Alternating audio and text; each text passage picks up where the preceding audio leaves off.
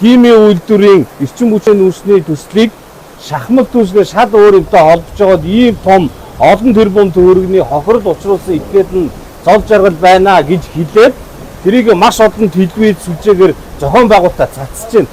Тэгээд энэ бол эрүүгийн хуулийн 13-ын 14 дугаар заалтын дагуу худал мэдээх тараах үндсэлтэй байгаа учраас Сүхбаатар дүүргийн цагдаагийн газар өглөө.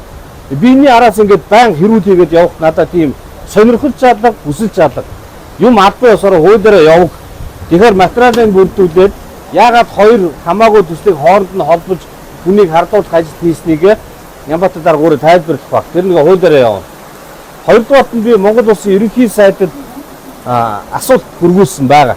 За тэр дээр 3 зүйл байна. Нэгдүгээрт нь нийслэл Улаанбаатар маань хүнсний тендер зарлцжээ. Гэтэл улсын их хурлын тогтоол гарцсан байна. Утаа гаргадаг төсөл мөнгө гарахгүй гэдэг. За тэгээ 3 дугаарт нь агаарын бохирдлын хэсэг үндэсний хороог ерөнхий сайд ахлах зүйтэй гэж их хурл үзсэн.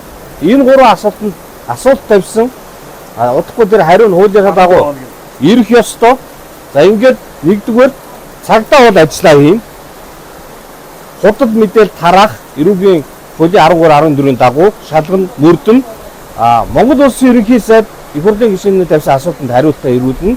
Өвлжтийн битгэхийн хувьд бол энэ холбогдох байнгын ороод эх 7 хоног бас ярих байхаа. За ингээд бид нар яаж шийдэхин гац гаргалгаагаа олоод үүдөө бэлдэх хэрэгтэй байна. Тэрнээс биш мэрэгчдийн хувьд энэ төсөл чинь үнэтэй байна. Аюултай байна гэдээ ярьж байгаа хүнийг та хамаагүй холбоогийн улс төрийн балиар технологи бүгдээр үүгээр дуусгамаар байна.